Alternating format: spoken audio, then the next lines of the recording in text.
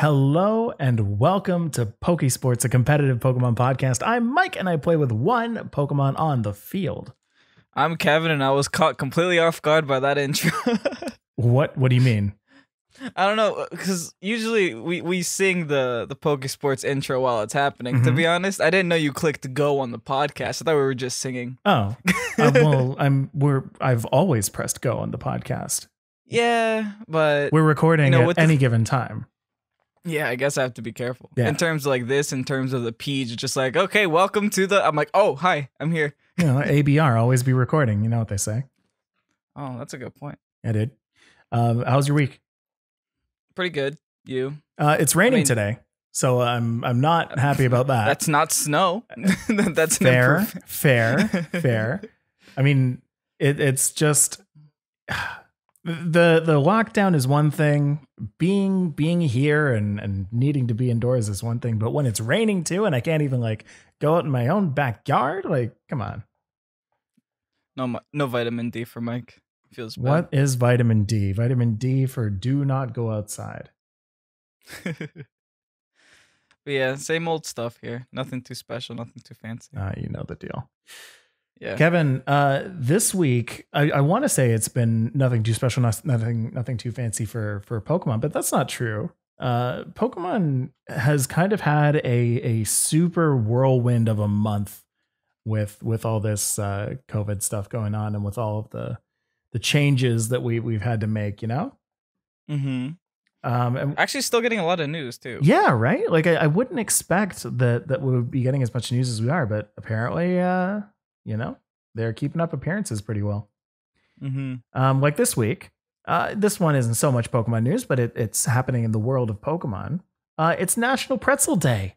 Can you imagine? I mean, it's happened in the world of everything. Dude, no, it's specifically Pokemon. If you're a Pokemon player, today is Sunday, April 26th, is National Pretzel Day. So go and have yourself a pretzel. Okay, how do you like your pretzels, Mike? I like my pretzels plain because I'm boring. Wow. Plain and with like the large salt chunks. Mm-hmm. Know what I mean? So you like a basic pretzel? Basic pretzel. No, you need a. Have you ever tried garlic parm? It's so good. You can what? You can put that on a pretzel? You need to go to America sometime. We'll put anything on a pretzel for you. Dude, what? Yeah, we put garlic parm. There's cinnamon sugar pretzels. Like, you can go hard here. Really? I'm sure that's a Canadian thing too. We must have like some kind of like maple syrup pretzel. I'm sure. Oh, maple syrup pretzel. Oh, yeah, it's called a donut from Tim Hortons. Yo, not gonna lie, if they made like a pretzel donut, I would not be upset.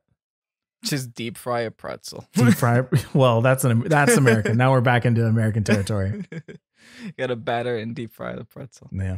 If you're listening to this on Wednesday, April 29th, it's National Dance Day. Look at these cute little blossoms dancing. If you're watching the video, you need to be watching the video. Yeah, you have to. Look at that. I'm shaking a little bit. Have you ever been? I don't know if you consider it dancing. Have you ever been into dance at all? I mean, I have a Hispanic girlfriend. I kind of have to. Fair. It's not an option for me. takes you for lessons every Saturday. I mean, I try my best. There you go. I've never been. I did like for a class in music in university, but not. I imagine you doing a waltz. You seem like a very waltzy I seem like a waltzy guy. Is that right? Is it because of the voice? Like you expect like smooth and wavy kind of dance? I could also imagine you with like a rose in your mouth doing the tango. Just like tear one of those flowers out of like Blossom's head and just put it in your mouth. No, that was it. Oh my gosh. Just tear one of them out. Ding, ding, ding, ding, ding, ding. Why do you have a leaf with you? Why do I have a feather? I have two feathers, actually. Oh, okay. I don't know why I have feathers on my desk. Here, okay, this is something that I never really talked too much about. I have a bunch of stuff. Fun. I have a bunch of stuff on my desk. I wish I had nothing on my desk. It's a bit of a mess right now, but obviously I've got my Switch controllers. I've got a couple of random amiibos back from the day that I used to, and I do mean day that I used to collect amiibos. I have 4 of them in total. And that day I was like, I'm going to start collecting amiibos. So I got 4 and I'm like, that was $60. And so I stopped. You're like, oh, okay. I've wasted enough money on this plastic. Yeah, exactly. Then the only So other what- thing I've got on my desk is fire energy cards, because you got to have that fire energy. I have a disco ball. I'm actually curious. Will this like reflect anything on the camera? Definitely. No. Yes. No, I see it shine. Bright Oh, like a yeah. diamond. Beautiful. So I got a disco ball. What else do I have here on my desk? You don't want to see my desk right now. Well. So never mind. Oh wait, there's a little Pokeball plush. Let me see if I can grab that. Okay, Oh. got it. Oh yeah, look at that right there. Great audio content, but I've got a nice little Pokeball plush. Got a Master Ball as well, right over there beside the Amazon box. My desk's Yeah, a mess. Mike actually got called out the other day on a Discord, or was it on like Twitter or something? Did I? Yeah, because you had our Pokésports sticker under your couch. How did it end up there? Listen. Excuse me, Mike? It fell and it rolled, slid under. It did a thing. Kevin, have you ever heard of T1? Welcome back to Pokésports. Kevin, have you ever heard of T1? Yes, I have. From the 7 times that Mike actually said it. Esports. Esports. For those of you listening on the on podcast providers, you'll notice that I cut out a little bit in that we just mentioned 7 times of doing something. For those of you listening live, you get to see all of the technical difficulties that we just had. That was fun. T1 this week put out a short documentary about one of their players, Sagen Park. Sagen Park, he talked about his history of being the Pokemon World Champ. He showed off his room, his like mega Pokemon paraphernalia room, and they got his opinions on the state of Pokemon. It's a cool watch. I didn't know just from looking at this, I learned something. I didn't know that they give out Pikachus at every year of Worlds. Did you know that? I know that they did when I went, but I thought I was special, but I guess not. What Every year? was the Pikachu that you got your time? Kevin deflated. I think it was Gengar head. I'm not Oh, sure. okay. And you can kind of see that in the thing up there. It Pikachu was wearing either the Gengar Gengar beside head the or Pachirisu. Native American head, because I think it was in Washington D.C. Oh, cool. I'm not sure. Cool. Who knows? They have those Pikachus available. Oh, really? So you can just purchase them all and like be like, hey, I went to every Worlds. No, probably at inflated prices. Fair. I can't imagine they still give them away. Mm, It has to be like someone exclusive, right? true. Maybe. I don't know. Sagen Park loves his electric rats, huh? He really He has does. Pachirisu, has Pikachus. Yeah. Always into some rodents. And again, for those of you who haven't heard us talk about Sagen Park by now, which I think we've mentioned him a couple times, he used a Pachirisu at the 2014 World Championships. It lived a Draco Meteor from a Salamence? It was either Salamence or Garchomp. I think it was a Salamence though. Yeah, I think it was a Salamence. Which makes it like super impressive. Yeah. He was talking about his choice there and looking at Pachirisu and seeing the stats on it and what it can do. He was like, oh, well, why aren't people using this? And he ended up winning the 2014 World Championships because of that Pachirisu. So it kind of sent a lot of the Pokemon community into this big like, whoa, wait a second. Things that we think that are good, they aren't, or things that we think that aren't good might be. So it was awesome. T1, by the way, is also kind of a crazy team. Like they're very, very popular in other esports like Dota or League or Fortnite. But the interesting thing that I found about T1 is on their website, t1.gg, they don't actually list Pokemon as one of the games that they have people for. Oh, really? Yeah, they list Sagen as a streamer. But what I found funny is they also list, I don't know if you've ever heard this word before, this name, Boxer. You ever heard of Boxer? No. Okay, so Boxer, if anybody in the comments knows this one, you might have played StarCraft at any point competitively. Boxer was like one of the most popular and the best StarCraft players back in the day. And now he's on T1's roster as a streamer, because obviously they don't have a StarCraft team. They technically don't have a Pokemon team either. They just have these individuals who play the game for them. Mm-hmm. I thought that was really interesting. Yeah. In that, like, that is kind of the state of Pokemon in esports right now, is that they are linked to these organizations as players, not necessarily as players for that game. You've got and on top of that, content creators too. Exactly. Yeah. They're labeled as content creators, but that is one of the reasons why we never see like a team versus team kind of battle, or a like invitational, anything like that. Any kind of invitational is done by a content creator on behalf of a website or on behalf of a team. Trying to do it for content, a la Wolf has put together a couple of invitationals before. Rose Towers put together some invitationals before, but those are all for individuals, not so much for teams. So, and that's a good point. I mean, largely this is in part because of lack of support from Game Freak and Pokemon Company, but also I think just kind of the format of the game. That's kind lack of of games right now too, right? It's yeah. like, don't even have a place for these players to play. Speaking of playing, tell us. Series 4, VGC, still exists. They're still updating the series, which is really nice. Even though the whole, competition scene and competitive scene is kind of at a standstill right now, they're still updating the game. And beginning May 1st, all Gigantamaxes will be legal. That's new nuts. ones. New ones include Machamp, Duraludon, Gengar, Copperajah, and Garbodor. Machamp is one to look out for, right? I think so. I think Machamp is potentially be... I don't know. I personally think it can be used if paired with the right Pokemon. It's not going to excel himself because technically a Max Knuckle would just be better. Yeah. But if you pair him next to like a Super Luck Pokemon or like a Sniper Pokemon like Drapion, and you can raise those crit chances, that's really useful. So we're talking like with things paired like with Togekiss. Oh, yeah. So I think after just one Max Key Strike, you're able to get 100% crit with Togekiss. It's like 1 or 2. I'm not 100% sure because I think Togekiss already comes with 50% if you give it the Super Luck build with the scope lens. So just one more. It's really all you need to get 100% right special over the crits. Top. That's that is nuts. And then Gengar gets Perish Trap. Not Perish Trap, it gets Shadow Tag. Shadow Tag, yeah. Is that gonna be good, do you think?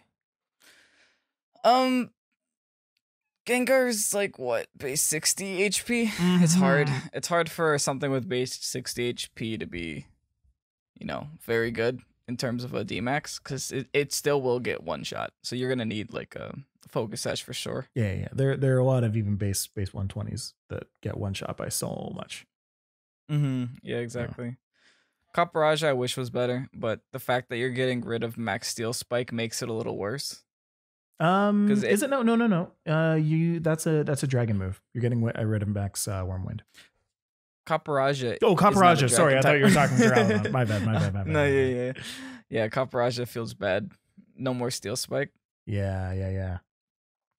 But yeah, Duraludon's another interesting one. I mean, you can use it for PP stalling, but even having that -1, that free Intimidate, is still pretty good. I guess compared to just losing PP from a move. It's true. I don't know. I've been interested in Copperajah from kind of the beginning of the game. Gmax Copperajah. Copperajah is just one of those Pokemon that on paper is so good. Yeah. But then in practice is so bad. Yeah. Right? It's so weird. It's tough. It's like when Steelix came out. Like Steelix for the longest time has always seemed like a good Pokemon on paper. Like it's got crazy amounts of defense. It's like got really cool typing, but I don't know, just the sheer power of Earthquake ruins a Steelix's life. Even through its defenses. So I don't know. Not to mention Flamethrower. Yeah. Something I found out about Garbodor today though is apparently Garbodor's attack is 100%. Like it will poison 100%. So it's just like Pikachu's attack. Is that okay? Which Is that fine though? Like, why not just use a Pikachu? It was fine if it wasn't a Garbodor. Yeah. But I think we went over Garbodor's stats on this podcast before. Just like don't even bother looking it up. It's not worth your time. What did now?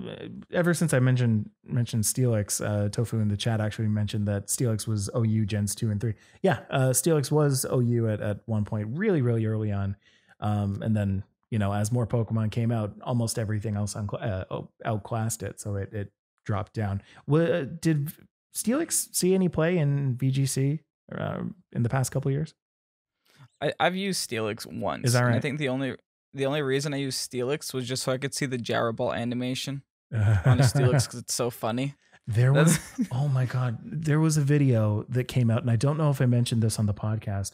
Steelix, by the way, is at 0.09% on Picolytics. There was this video that had every single Pokemon in the Pokedex using Darkest Lariat. Yeah, Wailord was the best one by far. So it's just a bunch of Pokemon like spin. Let it rip. Let it. That's a good one. But yeah, Steelix was OU in Gens 2 and 3. I think I was like 8 and 10 in Gens 2 and 3. So those generations don't count. Hey, you were a youngin'. I didn't have a link cable to trade over Anonix with a metal code. Excuse me. I didn't know Steelix existed. Let alone play competitive. Yeah. All right. So that's Pokemon Japan. Next up. We didn't even talk about Pokemon Japan. That was Series 4. This is Pokemon Japan. Pokemon Japan Championships have been canceled. That took a while, huh? I mean, right? Kind of waited till the last minute there. I mean, they were expected to be held on June 27th to 28th in Yokohama, Japan. When were the Olympics supposed to be? When are the Olympics supposed to be? July. They were already postponed. Yeah. But they were like really cutting it close just because of that. I guess they cut the Olympics before they cut Pokemon Internationals. Hey, dude. Well then. That's funny. That's a shame. But anyway, yeah. International Challenge is still happening in May, so get excited. I kind of am excited for that one. I would want to check out what Series 4 is going to actually bring with the new G Maxes. I honestly don't think it's going to change too much. Definitely not as much as Series 3 change, but that's kind of to be expected. The change between Series 1 and 2 wasn't super drastic. Change between 2 and 3 was very drastic. Change between 3 and 4, you can expect it not to be all that drastic. But then Series 5 is probably not going to include Isle of Armor. That's probably going to be Series 6. That's a very good point that you mentioned, though. Tell me. That they're going to probably include Isle of Armor. And I'm 100% with you there, especially since they added all the new Pokemon in with Home. When Home came in, all the new Pokemon came in. So I really think that the second that Isle of Armor comes out, all those Pokemon are getting dumpstered in. Which is crazy. That's 200 new Pokemon entering the metagame at once. Yeah. Like that's a really big deal. Well, like that's not even comparable to Home at all. I mean, each series has been what, 2 months? Series 1 month actually. No. Oh no. Series 3 months. came out. This last one. Yeah, Series 3 came out March 1st, and now May 1st, 2 months later. That's Series 4. So if Series 5 comes out in 2 months from now, then that'll definitely be Isle of Armor. Yeah. Ooh, so we might be talking about like Nidoking and Kingdra. Talonflame, Garchomp, Metagross. Oh my god. I think 1 or 2 that we mentioned there are in Crown Tundra, but whatever. We'll see.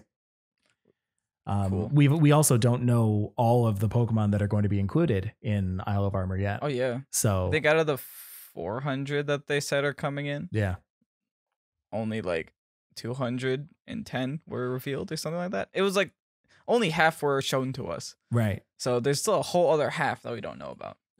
Does this not sound like they're releasing the entire Pokedex? Eventually, probably. That we're missing right now about 400. So we're then I might be wrong. Close. It might be that they're releasing 200 and 100 each. Oh, okay. Because I think they have it planned for 4 DLCs, 2 this year, 2 next year. Right. that's like what the thing is, because a lot of the websites were showing 4 slots for DLC spots in like the code when people were digging in. But Super I guess we'll see. true though. Was said in the chat that we just need to ban Garchomp right now. I just need to see a close combat and Dragon Dance on that Garchomp, and then just let it. Honestly, I wouldn't mind Garchomp right now. Garchomp is the hero that we need, not the one that we deserve.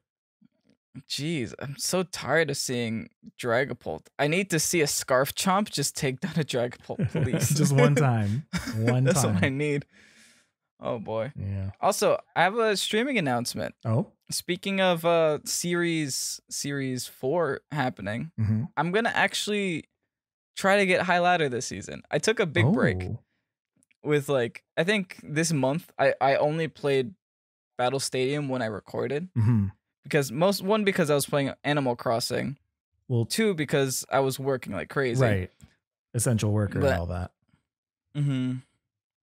But this time around, I think I actually want to try to go for top 100 using like somewhat meta teams. I'm probably going to be streaming that on twitch.tv/Pokésports podcast. So if you aren't following us there already, go do that. There you go. It's probably going to be around 8 p.m. Eastern because that's my best time. Just we're talking like after Series 4, so later this week. Yeah, I might get some practice games in. Oh, okay. Sure. All right. I see. So maybe Monday, Wednesday, Fridays. Keep an eye out. Yeah.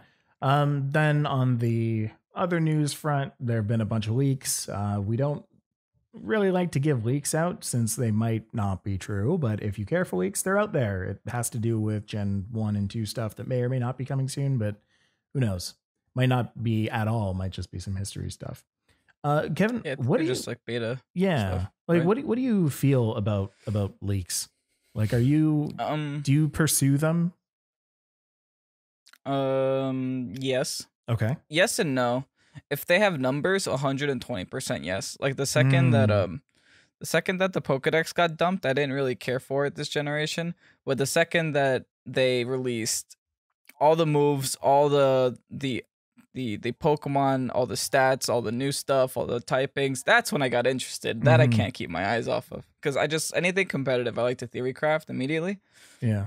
And that's where I learned about Copperage. I'm like, oh, Sheer Force, Life Orb, this thing's gonna be amazing. Look at all this coverage moves. Yeah. And then, rest in peace, Copperage. Nothing happened. Yeah, exactly. Nothing happened, Copperage.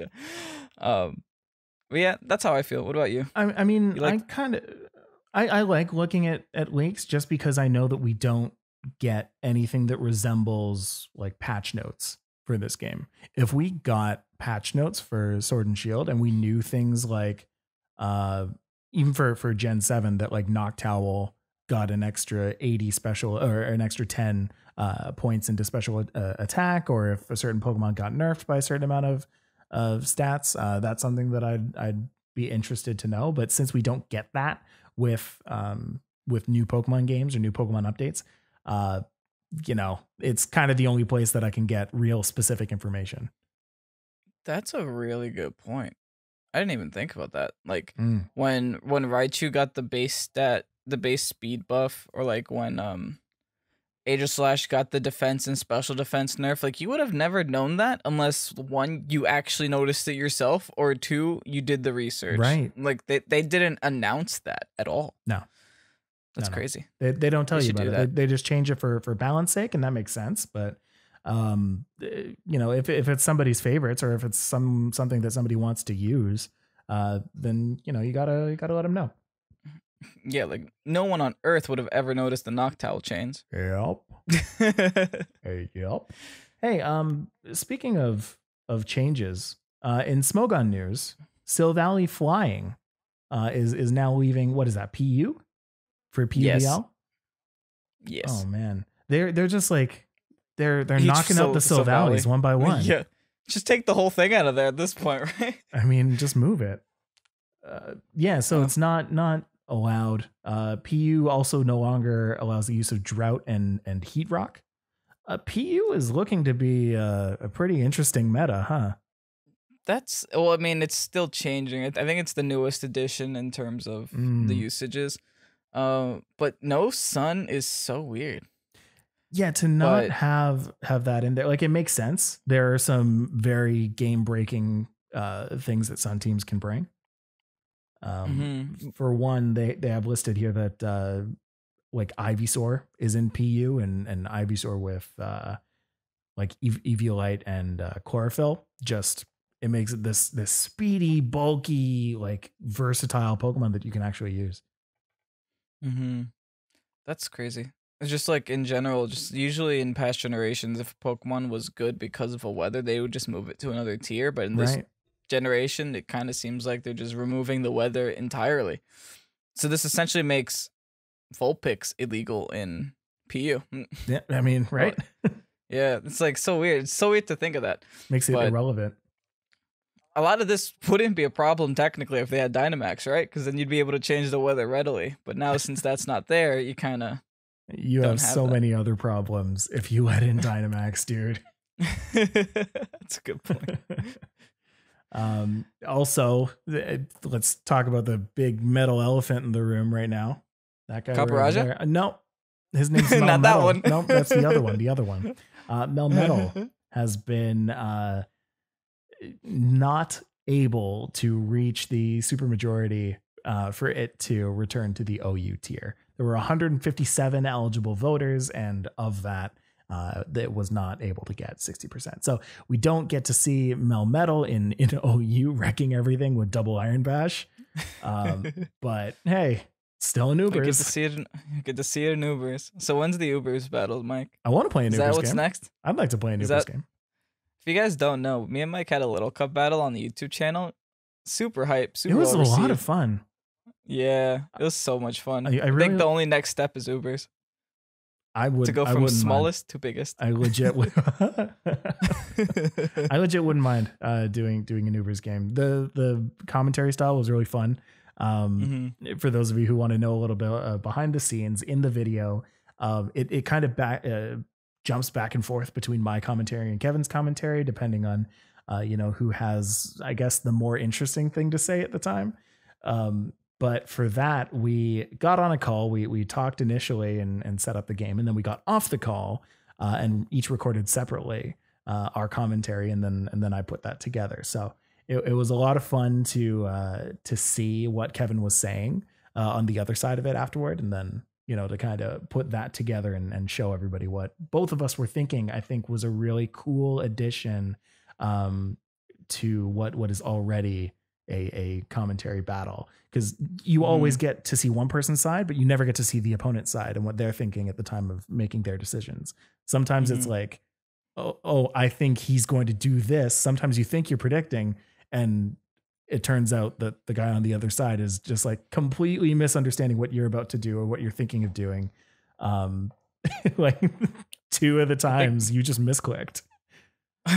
Yeah, that was my favorite part of that video. It's just like, it's just Mike like, oh, okay, he's just going for a Mach Punch to do some extra damage. That's a good play. And in my spot, it's like, no, what the heck? No, what am I doing?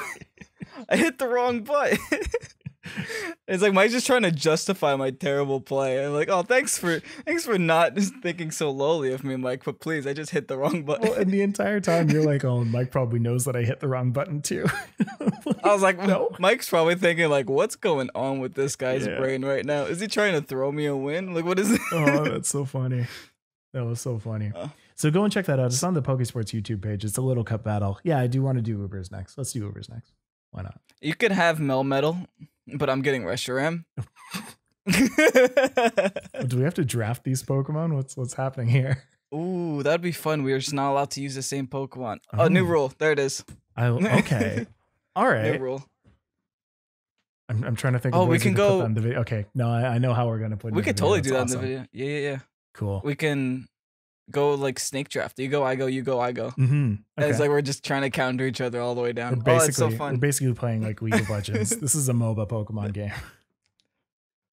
I like it. Okay, cool. Now I'm excited.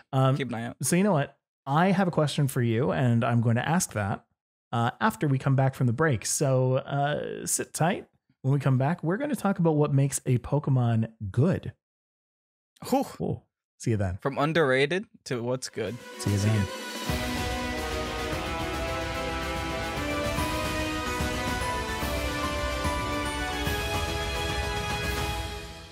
Welcome back to Pokésports. I'm still Mike, your host. That's still Kevin, your host. And I have a question for you, Kevin. Okay. That question. What makes a Pokemon good? Base stats, typing, abilities, moves, coverage, all the above. Is there an answer to this question? There is no answer. It's actually a very open-ended question. Yeah. Cool. Like, am I being quizzed? No, I mean, it is a very broad question in that there are very specific stats that can objectively make a Pokemon good. But I think the cool thing about Pokemon and the cool thing about Pokemon as an esport is that it's so vast and there's so much like random to it that, any Pokemon can technically be good. You look at Sajin Park and he brings in a Pachirisu and he wins world champions with it. Like, that Pachirisu would be considered good. But under normal circumstances, would you consider a Pachirisu good? I don't think so. No. No. So there was another person this week who asked that same question, and his name is Kyle McIlroy. He had actually posted a comment on our video version on YouTube of our last week's podcast, where we talked about the top 10, I think it was like 5 and 5 underrated Pokemon in Sword and Shield. What he had done, he had made this video that mathematically showed Pokemon that were underrated. And he had done that like just a couple days before. So he commented and was like, hey, I made this video. My findings were different. Go and take a look at it. We have some really interesting finds over there. So I look at the video and, oh man, it's so right up my alley, that video, because it is all numbers. Mm-hmm. So what you're saying is there's a formula to tell us what Pokemon are underrated, what Pokemon should be good that aren't good. Exactly. Yes. Pokemon that are being used, but are not being given credit. So, like I said, Kyle McIlroy is supposedly going to be turning this into a series. So his YouTube channel is great to check out for that. The video, I think, is incredibly underrated. Funny enough, as some of the best things on YouTube are, and it's sitting at like less than 200 views. But like our videos. Well, hey, dude, our videos are incredibly underrated too. So again, he did something I thought was really cool. He took data from Showdown. All right. Now, he's not the first person to do this. And right, what you have up there on the screen right now is data directly from PokemonShowdown.com. What they do is they export the amount of times that any Pokemon on their roster was used. So not Pokemon that were brought into an actual battle, but Pokemon that were brought into a game. So in VGC, you have 4 Pokemon that you use. It'll count as long as it is one of the 6.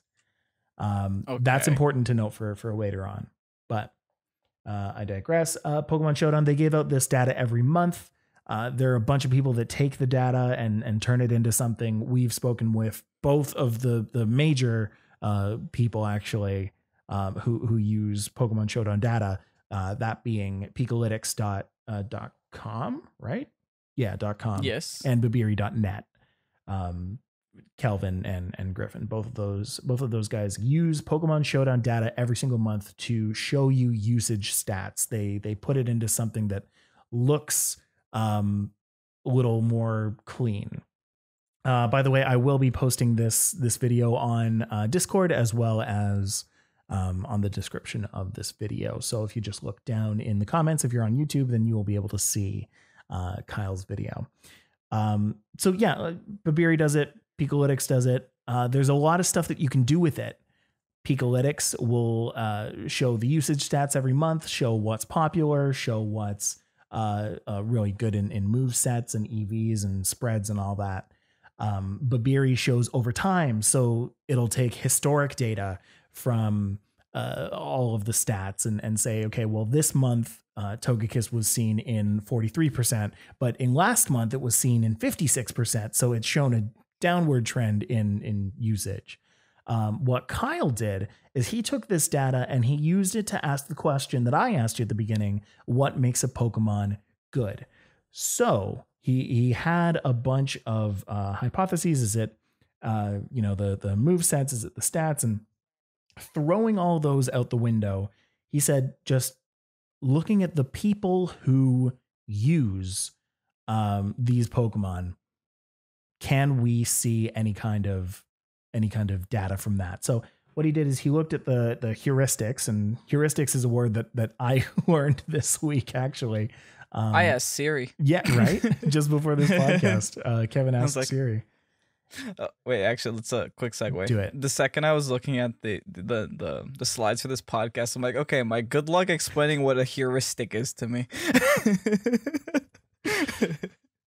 The simplest way that I can put it, a heuristic is a simple term for things you can learn from. So data is a heuristic. The alphabet is a heuristic. You can learn things by looking at it. So he looked at the data that this Pokemon Showdown gave, and he put together a formula. All right. He essentially broke it down into two major categories. He broke it down into raw usage and broke it down into normalized usage. And right now I have Dragapult up for another explanation that I'll get into for a sec. But anyway, raw usage. Actually, let's go back to this. Raw usage is how often a Pokemon was brought into the game. So not into the battle, but into the game.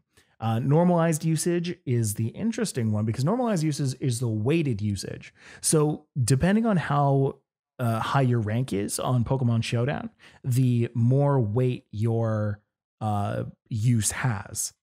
Okay. Mm-hmm. So if you're ranked high up on the ladder, then you bringing in a Dragapult, for example, will heavily influence your statistics more than somebody who is like base rank rating 1,000 going in with a Dragapult. That makes sense. There's a differential. Mm-hmm. Like, better people have more influence on the results than, I don't want to say worse people, but for lack of a better word, worse people. Right. On the ladder. Mm-hmm. Exactly. And so he created a formula to kind of show that differential. So the hypothesis is that if you have a Pokemon that has low overall usage, but high weighted usage, then that's a Pokemon that's underrated. So if the Pokemon that's brought in, 10 times wins all 10 of those games at a high rank, then that's a Pokemon that you should actually consider to put on your team. Mm-hmm. And so he created that by calling that relative sigma. And I have this up on the screen right now. It's a complicated formula that, for some of you guys might not actually find it complicated. I do, because I don't understand math to that degree.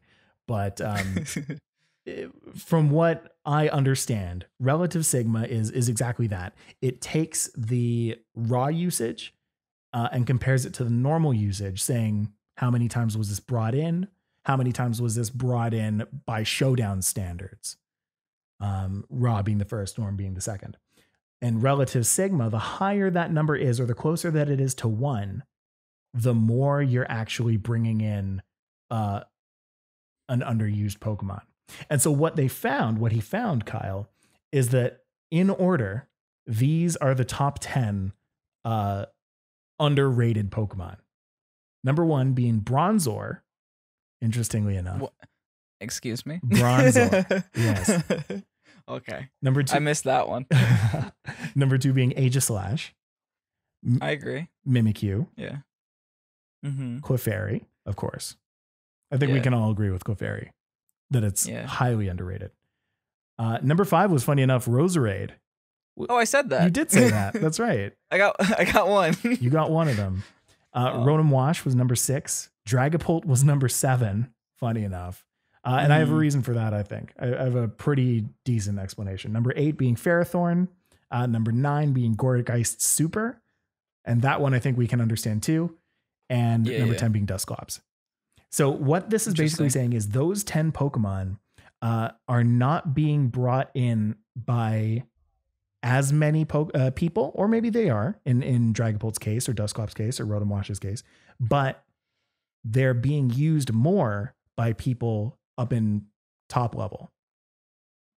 They have more use for people on the top level, and by such a metric, they are underrated. Exactly. The only thing before I let you tell me what you think about this data is you might notice that Bronzor's raw usage is really, really low, and its norm usage is also really, really low. That seems to indicate that it's being brought in by a low amount of people and winning by those same low amount of people. Now, it could be because it fills an extremely small niche that those people need, or it could mean that they're not actually bringing it in at all, or it could mean that they're bringing it in to meme it or a joke or whatever, because it doesn't show what actually goes into battle. I want to know what absolute chat at the top of the ladder is bringing a Bronzor. Right? Right? What kind of a person who really, really wants to win is bringing in a Bronzor? Jeez. I mean, it's basically a bulkier Bronzong, as Ryan's saying in the chat. If you're trying to set up Trick Room or set up your screens, it has more of a defensive capability than Bronzong. It's sad because it's true. Right? Oh, wow. It's actually true. Bronzor has 86 defense and special defense, plus an Eviolate on top of that would multiply that by 1.5, which would be more than the 116 that Bronzong That's 129. has. So okay, I guess this manages next level. Whoever came up with Eviolate Bronzor in Sword and Shield this past month is pretty cool. Congratulations, you made it onto Pokésports. You did. Oh, but some of these are super common that I think, but that's just obviously because they're even like the super common Pokemon you see on this list just really shows you how good those Pokemon are if they're common and still making this list. Yes. Because a lot of people have them on their teams and a lot of people at high ratings are winning with them. So things like that include Dusclops, Dragapult, Rotomwash, and Mimikyu are the ones I want to point out that are actually very high usage. They're like at least, I think, above 10% each. But there's some interesting ones here, like Roserade. I'm actually surprised to see Roserade here and no Venusaur at all. I would hazard a guess to say that the ones that you mentioned, the Dusclops, Dragapult, Rotom, and Mimikyu, they're the average. Like that's what most people are bringing. But they're bringing them on both sides of the spectrum. So if you're new, you already know that Dusclops is pretty good. You definitely know the Dragapult's good, and you can kind of see that in its raw usage.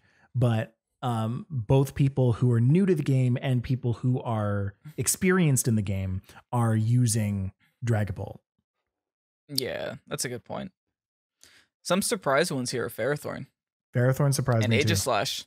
Ferrothorn and Aegislash really surprised me. You know, I had thought that Aegislash fell out of popularity. Yeah. And you know what? Maybe it did. And maybe that's why we're seeing it where it is. But I imagine that if people are bringing it back, or if people are still using it, then that might mean it's something to look out for. Because what this data is showing us is that the people who are bringing it are winning with it. I just checked Aegislash usages. I am super surprised. 5% of people are bringing it. Really? That's still pretty high. I never see Aegislash online. Maybe I need to play more games. But yeah, about the same amount of people that bring Aegislash bring Grimmsnarl right now on Showdown.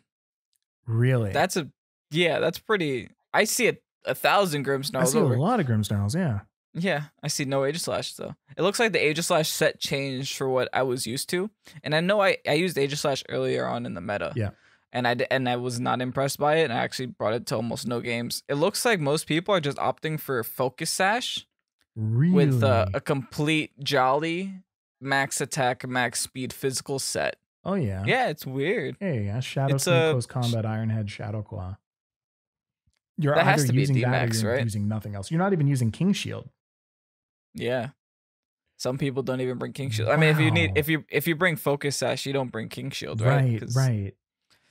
because you're just trying to get like one really beefy attack off with like close combat Iron Head or Shadow Claw, and then you're down to your Focus Sash and you Shadow Sneak. Oh, I see what's happening here. Top teammate is Dragapult and Mimikyu are 2 top teammates for Aegislash, and I think I know why. It's simply because you can Shadow Sneak a Dragapult to give it weakness policy, or the other option you have is Dragapult can go for a Max Phantasm, lower the defenses of the other side, and then Aegislash can go to town. Oh, Shadow Sneak your D-Max Dragapult. And then go for Max Phantasm next turn, start attacking with Aegislash. I'm hearing from Tofu in the chat that this is triple Ghost Core from the Asian meta. Oh, okay. Well, I don't play in Asia. That's so cool. But that's interesting. Yeah, triple Ghost Core. I would consider that, actually. I would not be. Ghost is such a defensive typing. Mm-hmm. Yeah, it's such a good typing. Ghost is really good. And notice how most people on this list are Ghost types too. Actually, all 3 of them are on this list. Oh my gosh, you're right. Mimikyu, Dragapult, and the other one that we were talking about, Aegislash. They're all here. Yeah. Oh, okay. That's really Mono cool. Ghost. I like that. And then it's a triple Ghost Core because it's Steel Dragon Fairy. Oh yeah. With just a Ghost add-on. The Ghost add-on. Yeah, cool. And then the other notable one, obviously, would be Clefairy.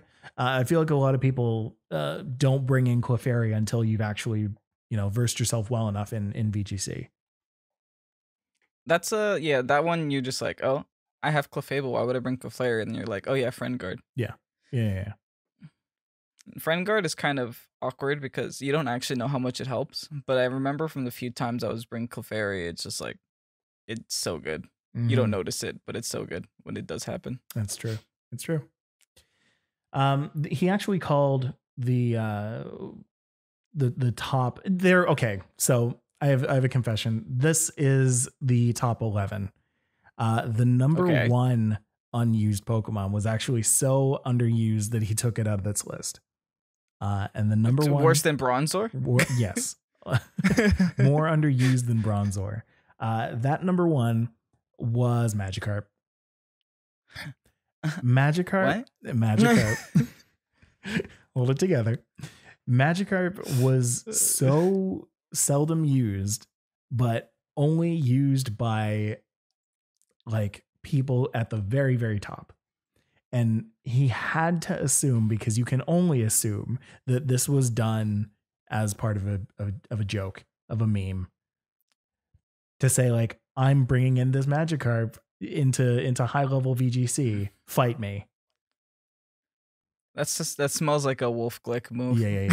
So I actually mentioned this in the comments of his video. I was like, that's hilarious that Magikarp was excluded, and for good reason. At the time I had actually suggested maybe removing Bronzor as well, but I see merit to that. There's actually some merit to that. Yeah. Mm-hmm. What's sad is that I actually have there's a Patreon this month that asked me to build a team with Avalugg for them. Yeah. And I'm saying that Avalugg has a lower usage than Magikarp right now. So, that could actually mean that nobody's using it. Magikarp is 0.02%, Avalugg is 0.01. Oh my. That's impressive. That's going to be a fun team to make. I'm going to have a lot of fun, especially bringing that to the channel. Yeah, man. Take it to top tier. You'll do it. Yeah, okay. You know what Pokemon isn't hard to use? Is Excadrill? Yeah, of course. This month's final Pokésports Spotlight Pokemon is Excadrill. I refuse to talk about this one. So, Kevin, go for it. Hello, Excadrill usually holds Life Orb, has the ability Mold Breaker and or Sand Rush, depending on how special you're feeling that day. EVs are 252 attack, 4 special defense, 252 speed.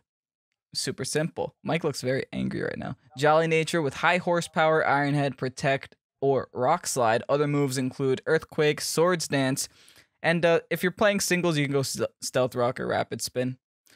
It's so easy to use. Just bring it in, D-max it if you're bored, click attacks. You'll probably win. That's Excadrill. See, and that is, oh, man, I have nothing else to say about that Excadrill. Dude, because I lost the Little Cup match, this is basically my punishment is I have to spotlight Excadrill. Plus, I mean, last week we spotlighted Noctowl, so it only makes sense.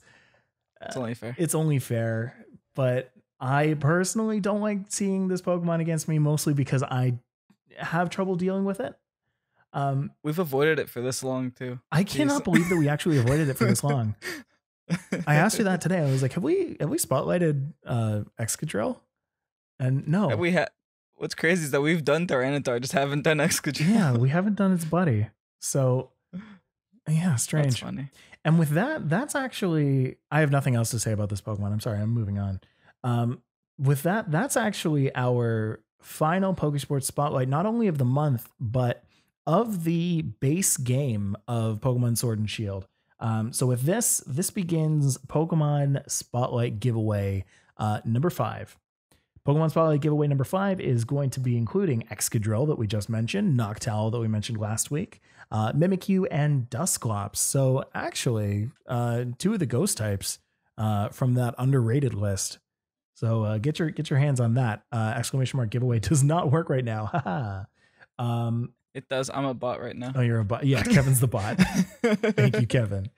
Anytime. So if you enter our Gleam.io giveaway that you can find either on our Twitter or our Instagram by the time you listen to this, if you're not listening to it live, then you'll be able to enter our giveaway in which we give away all of those Pokemon as one single package.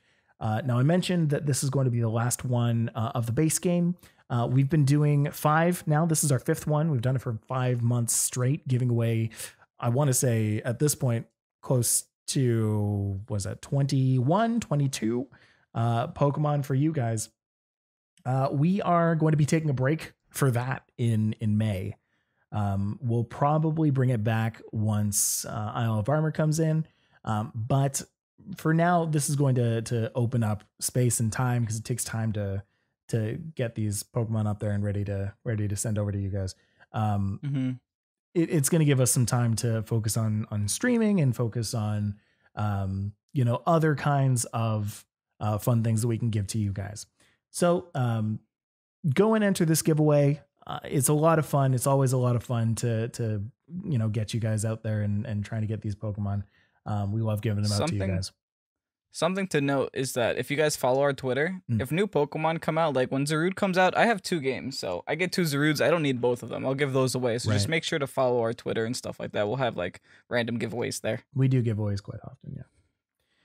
Plus, there's always people on our Discord, on the Pokésports Discord that you can find at the comment section of our YouTube channel or by typing !Discord in the Twitch chat that, hand out reject Pokemon all the time. So even if you don't win this Pokésports Spotlight giveaway, go and check out the Discord. Go and grab yourself some breeding Pokemon.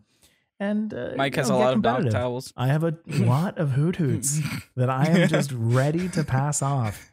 I have a lot of Drillburs. Surprisingly, nobody's asked me. Why has nobody asked me for these Hoothoots? No one wants that trash. Okay. All right. That ends today's episode of Pokésports. We did it. We did it. We did it. We have survived another week. It is day 17,042 of the lockdown. And we have surprisingly not missed a single episode of Pokésports. Oh my God. Next week is half a year of Pokésports. Oh my gosh, you're right. Wow. Ooh.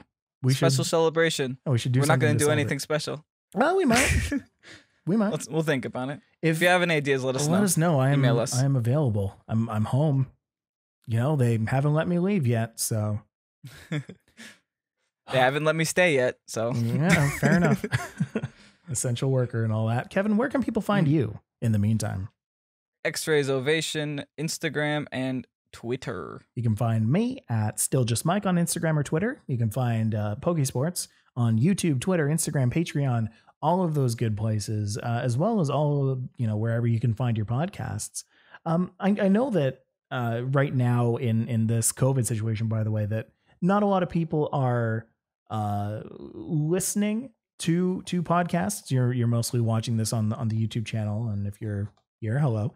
But if you have any friends that are in desperate need of learning anything from competitive Pokemon, send them our way. We are more than happy to help them out, to show them what we got, and to help you guys win.